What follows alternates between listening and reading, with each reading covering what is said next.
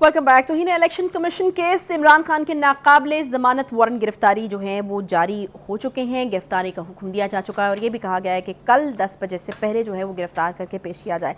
बुखारी साहब, क्या होने वाला है यहाँ? क्या आपको लगता है कि ये वो केस है जिसमें वो गिरफ्तारी हो सकती है जिसके हवाले से चेयरमैन पीटीआई जो है वो बार बार प्रेडिक्ट करते रहे?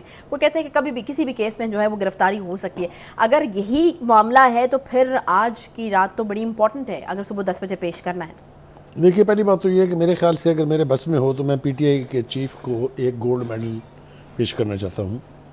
उन्होंने ये साबित कर दिया है कि मुल्क की अदालत चाहे डिस्ट्रिक्ट लेवल की हो, चाहे हाई कोर्ट लेवल की हो, चाहे सुप्रीम कोर्ट लेवल की हो, चाहे इलेक्शन कमीशन हो, जितने साल तक वो चाहें कि मैंने पेश नहीं होना, दुनिया की कोई ताकत नहीं रोक सकती उनको। ठीक है, ये एक अलग फिर बात है कि हमारी अदालतें उनको ज़मानतों का जुम्मा बाजार लगा के बैठी होती हैं। जो जुर्म उन्होंने अभी नहीं किए हैं उसकी भी ज़मानत है, जो जुर्म उनको नज़र नहीं आ रहे हैं उसकी भी ज़मानत है। ये पाकिस्तान की तारीख में नहीं, पूरी दुनिया की तारीख में पहले कभी नहीं हुआ। एक बात स्टेड फास्टनेस है ना, आपने एक टफ रवैया इख्तियार किया हुआ, मैंने नहीं पेश होना। अब 3-4 केसेस का हम हवाला देते रहे, उसकी बात ज़रूरी है इस वक्त करना। वो लेकिन है बहुत सारे केसेस में वो पेश भी होते रहे हैं। देखें ना, तोशा खाना केस है, टेरियन खान केस है, फॉरेन फंडिंग केस है, आज तक वो उसकी किसी अदालत में नहीं गए। अच्छा, यानी आप ये कह रहे हैं कि वो भी स्पेसिफाई किया उन्होंने कि इनमें पेश होना, इनमें नहीं जाना, क्योंकि जब जाएंगे वहाँ फर्द जुर्म आयद होगी और ट्रायल शुरू हो जाएगा। अच्छा, ठीक है। उनके वकीलों ने इस कमाल की फुर्तियाँ दिखाई कि फॉरेन फंडिंग केस 8 साल तक पेंडिंग रहा। तोशा खाना केस का ट्रायल ही शुरू होकर नहीं दे रहा, एक के बाद दूसरी दरख्वास्त, दूसरी के बाद तीसरी दरख्वास्त, तीसरी के बाद चौथी दरख्वास्त। कभी वकील नहीं है, कभी इस जज पे एतबार नहीं है, कभी वो आ नहीं सकते, कभी उनकी जान को ख़तरा है। इतने जवाज़ात पेश करके 14 महीने हो गए हैं, अब तक कोई अदालत अपनी मर्जी से उनको तलब नहीं कर सकी। पेश वो ज़रूर हुए हैं जहां उन्होंने चाहा है कि मैंने जाना है। अच्छा, ठीक है। कभी वो बाल्टी पहन के चले गए वहाँ पर, बाल्टी पहनने का भी तो नया फैशन निकला है ना, एक मैंने सुना पेरिस में ये ईजाद हुआ है। एनीवे, हैविंग सेड दैट, ये अच्छा प्रेसिडेंट नहीं है। एक लीडर जिसके बारे में उसके फॉलोअर ये समझते हैं कि ये बहुत निडर, बहुत जुर्रतमंद और बहुत दबंग लीडर है, उसको ना बाल्टियाँ ओढ़नी चाहिए, ना अदालतों से रूगर्दानी करनी चाहिए। हमारे सामने मिसालें हैं, पीपल्स पार्टी की लीडरशिप ने अदालतें भुगती, हत्ता के हैंग हुए। एक मिसाल नहीं है, हत्ता के डिस्क्वालीफाई हुए, हत्ता के इक़्तिदार से निकाले गए, हत्ता के बीवियों के खिलाफ केसेस हुए, बेटियों के खिलाफ केसेस हुए। हम सामने है ना, आसिफ ज़रदारी की बहन को रात को अस्पताल से उठा के ले गए अडियाला जेल में। मरियम नवाज को अपने बाप की हाल पूछने के लिए वो जेल गई थी, वहाँ से ले गए उठा के। लेकिन खान साहब का कोई बाल बीका नहीं कर सकता। ये आखिरी कोशिश है इलेक्शन कमीशन की, क्योंकि वो वहाँ भी पेश नहीं हो रहे। सही, तौहीने इलेक्शन कमीशन के केस में पेश नहीं हो रहे। तो मेरे ख्याल से मुझे जो लगता है, अब अदालतें और इलेक्शन कमीशन में चिढ़ गए हैं। अच्छा, कभी गिरफ्तारी हो जाएगी आप ये कह रहे हैं? क्योंकि वो चेयरमैन पीटीआई तो ये कह रहे हैं कि इनकी पूरी कोशिश है कि मुझे निगरान हुकूमत बनने से पहले जो है वो गिरफ्तार कर उनके पास लॉजिक है। उन्होंने एक मैकेनिज्म इजाद किया है खान साहब ने। कल उनका कोई वकील हाई कोर्ट चला जाएगा कि जिनको गिरफ्तारी से रोके। अच्छा, कटाक से रिलीफ।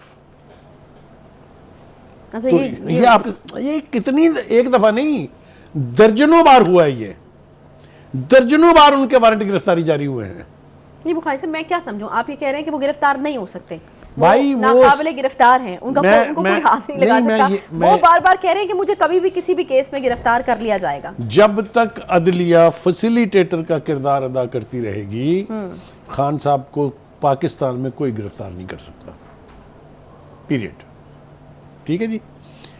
देखिए, गुजारिश ये है, अब जो बात बिल्कुल वाज़े तौर पर समझ आ रही है वो ये है कि खान साहब बार बार झूठ बोलते हैं, उनके वकला झूठ बोलते हैं, झूठे प्रेमिसेस के ऊपर अदालतों से रिलीफ लेते हैं और हुडविग कर रहे हैं पूरे जुडिशल प्रोसेस को। ठीक, अब आ जाए, आप थोड़ा सा ज़रा जिक्र कर लें इस हवाले से कि जो आज पेशी हुई थी असद उमर साहब की और शाह महमूद कुरैशी साहब की, उन्होंने कोरा झूठ बोला सफ़ेद कागज़ की तरह से। वो कहते हैं जी साइफर को सियासी मकसद के लिए इस्तेमाल करने का तासुर गलत है।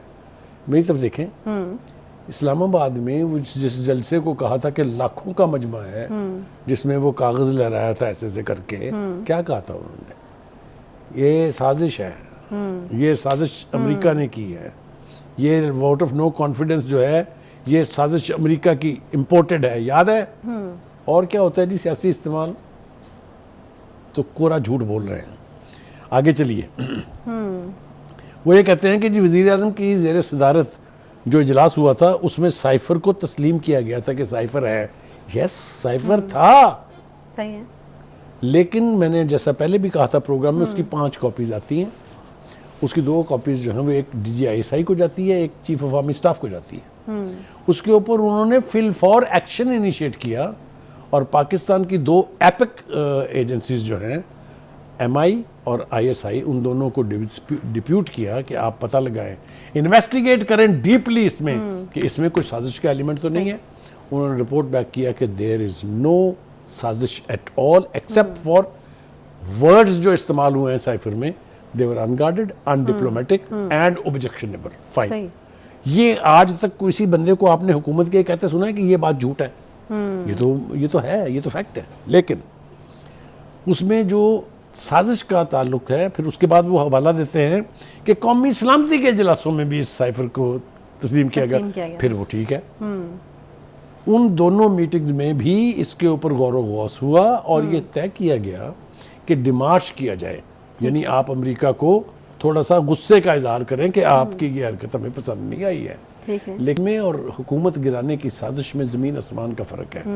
तब खान साहब ने झूठ बोला था, अब उनके 2 जो मुसाहिबीन हैं वो खुला झूठ बोल रहे हैं। बुखारी साहब, बिल्कुल टाइम ख़त्म हो गया है, मतलब मैं फिर एक दफ़ा पूछ लेती हूँ अपनी तसल्ली के लिए, नाजरीन की तसल्ली के लिए, गिरफ्तारी होने जा रही है या नहीं? आप तो कह रहे हैं कि नहीं हो सकती जी गिरफ्तारी। मैं तो कह रहा हूँ कि इसका कोई ना कोई रास्ता वो निकाल लेंगे, लेकिन इससे पहले कि आप प्रोग्राम बंद करें, ये सैलाब ने जो तबाही मचाई हुई है इसका तज़किरा बहुत ज़रूरी है। 133 लोगों की जान जा चुकी है, वाकई बहुत ज़्यादा खतरा है सैलाब का। 133 और अभी तो इब्तिदाए इश्क खैर होता है क्या, आगे आगे देखिए होता है क्या। अभी तो मानसून शुरू हुआ है, बिल्कुल, और अभी हिंदुस्तान जो जिल्लत आमेज रवैया इख्तियार किए हुए है वो अपनी जगह है। सुतला जो रावी में पानी छोड़ा है उन्होंने, जो तबाही वो मचा रही हैं वो अभी आने वाले दिनों में हमें पता चलेगा कितनी तबाही हुई है। खड़ी फसलों को नुकसान पहुंचा है, इंसानी जानें गई हैं, लोगों के घर गिर गए हैं, बस्तियां की बस्तियां पानी में डूब गई हैं। और बिल्कुल सही कह रहे हैं कि अभी ये मानसून की शुरुआत है और अभी हम जो है वो इतना नुकसान जो है वो देख चुके हैं। जुलाई के आखिरी हफ्ते में भी मूसलाधार बारिशों की प्रेडिक्शंस हैं, रेड अलर्ट जो है वो जारी हो चुके हैं सैलाब के हवाले से। अल्लाह ताला जो है हमारे मुल्क को, मुल्क के बासियों को अपने हिफ्ज़ ईमान में रखे और अल्लाह ताला ही को खैर और करम जो है वो कर दे, क्योंकि ग्लोबल वार्मिंग एक हकीकत है और उसका शिकार जो है वो बन रहे हैं। पूरी दुनिया के अंदर जो है इसके असरात देखने को मिल रहे हैं। इसके साथ ही प्रोग्राम का वक्त यहाँ पर ख़त्म होता है जी। इंशाल्लाह आपसे कल मुलाकात होगी। ख्याल रखिए, तब तक के लिए अपना अल्लाह हाफ़िज़।